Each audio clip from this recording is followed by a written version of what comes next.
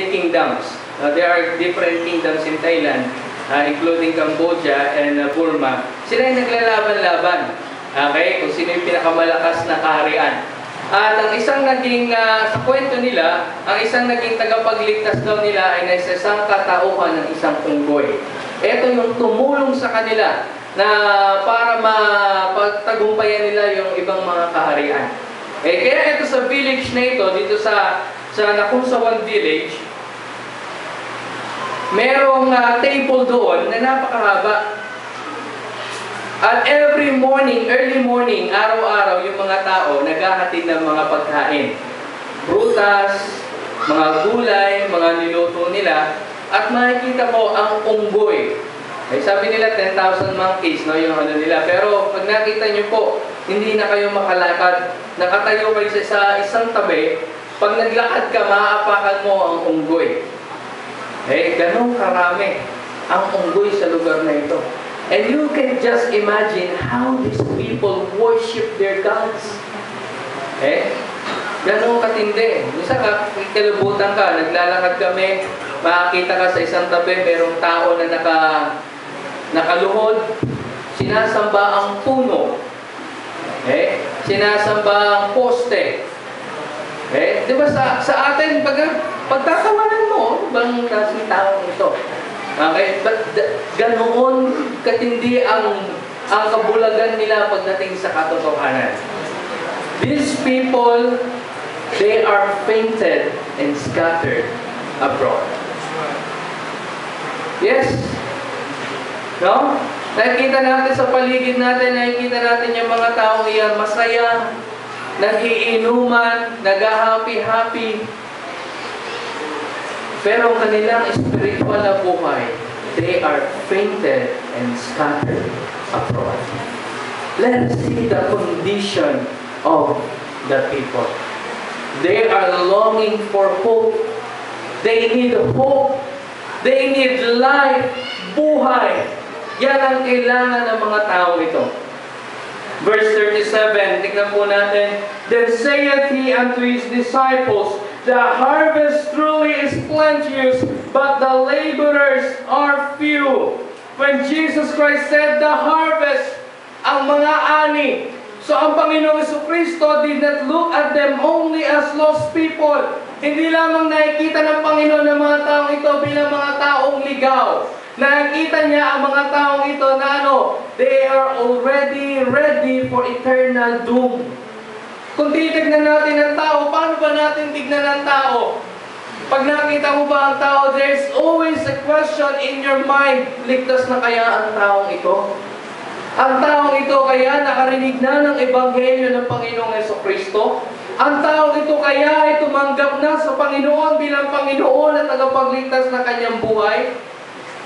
Alam niyo ang businessman? Pag nag-isip ang businessman, ang taong ito, halimbawa ang business niya, toothpaste. Ang taong ito kaya nakarinig niya tungkol sa toothpaste na ito. Alam ko may mga businessman siguro dito sa atin, nag-aalok kayo ng Avon, nag-aalok kayo ng anumang produkto. Ang taong ito kaya, alam niya na kaya itong bagong produktong ito.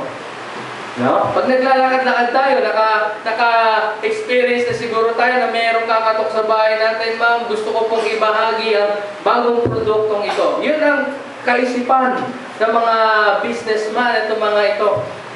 But we have the greatest business in this world, sharing the gospel of Christ. That we should always have in our mind, ang taong ito kaya nakarinig na ng Ebanghelyo ng Panginoong Jesucristo.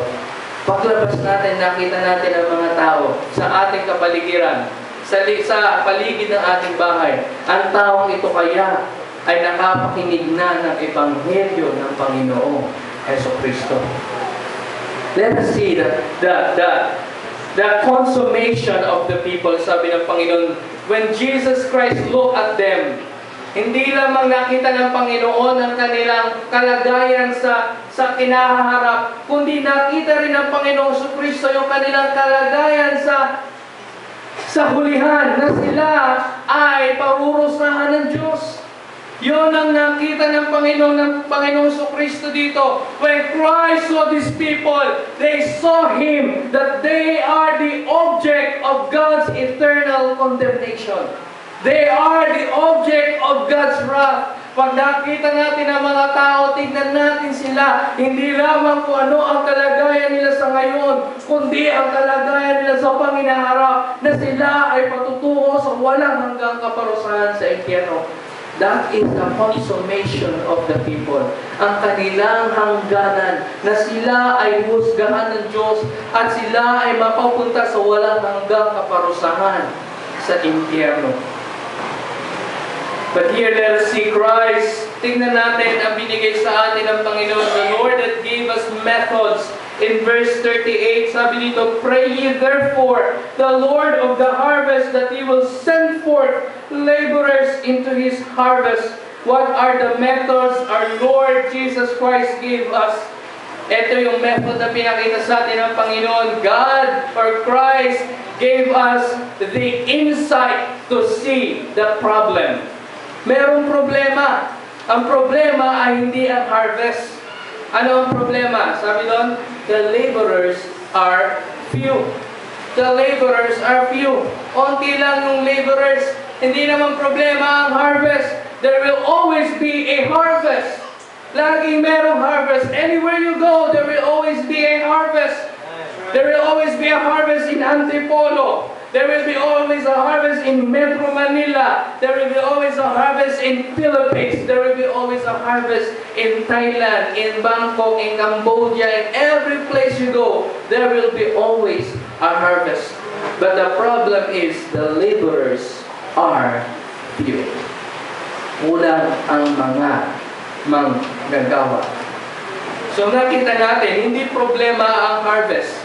Ang problema ay mga manggagawa. Okay? Ano dapat natin gawin? Verse 38. Pray ye therefore the Lord of the harvest. So Christ did not only give us the insight to see the problem. Christ gave us to intercede for the great need. Ikaw ay manalangin para sa matinding pangangailangan. Intercession for the great need. Pray ye therefore the Lord of the harvest. Ikaw ay manalangin. Tayo ay manalangin. Ang mga churches ng Panginoong Jesucristo ay manalangin, Lord, send us laborers. Panginoon, ikaw ay magpadala ng mga manggagawa. Pandala ka ng manggagawa, that He will send forth laborers into His harvest. In Matthew chapter 10 verse 1, sabi dito, let us continue reading verse 1 of Matthew 10. And when He called unto Him His 12 disciples, He gave them power against unclean spirits to cast them out and to heal all manner of sickness and all manner of disease. And Christ, sabi doon, sent His disciples. What is this method? Involve yourself. Involve yourself. Yes, there is an insight to see the problem. Intercede for the great need. But don't forget to involve yourself. Christ sent them. Christ sent His disciples. Pinadala ng Panginoong Kristo ang kanyang mga disipulo. We are to involve ourselves. What are you going to do? You can pray. This is the greatest thing every Christian should do for the great need. Tayo ay manalangin. Okay? Ating ipanalangin. Panalangin natin ang ministeryong binigay sa inyo ng Panginoon, that this ministry will send laborers to the harvest field. Hindi man sa foreign field, sa mga locals, but if God will bless you, then God will bless you to send laborers to the foreign field. Tayo magpadala. Okay? And let us pray for our missionaries. Saan man sila naroon, local man or foreign, let us continue praying for them. Let us pray. Father, we praise and thank you for their word. Thank you for your blessings. Thank you, O God, for the